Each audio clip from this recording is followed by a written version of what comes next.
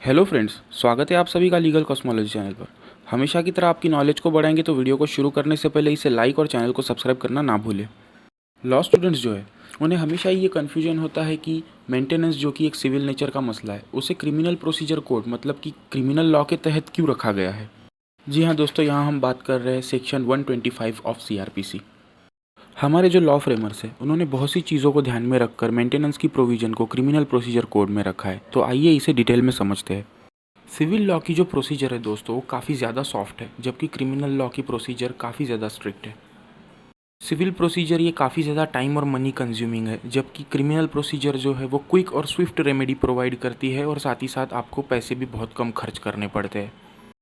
अब मान लीजिए किसी व्यक्ति ने एक सिविल कोर्ट में सिविल सूट फाइल कर रखा है। सामने वाला व्यक्ति मतलब कि जो डिफेंडेंट है उसे अपना रिटर्न स्टेटमेंट फाइल करने के लिए 90 दिनों का टाइम पीरियड दिया जाता है और ये टाइम पीरियड जो है वो और भी एक्सटेंडेड किया जा सकता है।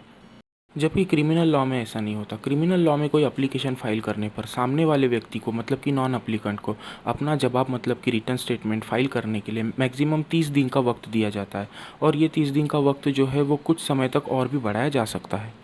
मान लीजिए आपने कोई सिविल सूट फाइल कर रखा है और उसमें ऑर्डर आपकी तरफ से हो चुकी है और सामने वाला व्यक्ति जो है वो कोर्ट की ऑर्डर का कंप्लायंस नहीं करता, तो उसे सिविल इम्प्रिजनमेंट में मतलब कि जेल में रखने के लिए जो कुछ भी खर्चा होगा वो खर्चा भी प्लेंटिफ को मतलब कि आपको ही उठाना होगा।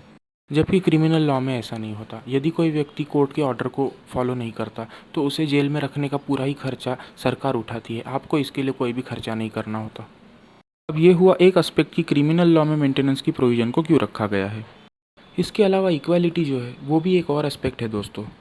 जैसे कि हम सब जानते ही है कि इंडिया में अभी तक किसी भी तरह का यूनिफॉर्म सिविल कोड बनाकर लागू नहीं किया गया है। इस वजह से सभी डिफरेंट रिलीजियस के लोगों को गवर्न करने के लिए डिफरेंट तरह के लॉज बनाए गए हैं और कुछ चीज़ें रिलीजियस बुक्स द्वारा भी गवर्न की जाती है, जिस वजह से अलग अलग रिलीजन्स के लोगों के लिए मेंटेनेंस की प्रोविज़न भी अपने पर्सनल लॉ में अलग अलग तरीके की गई है।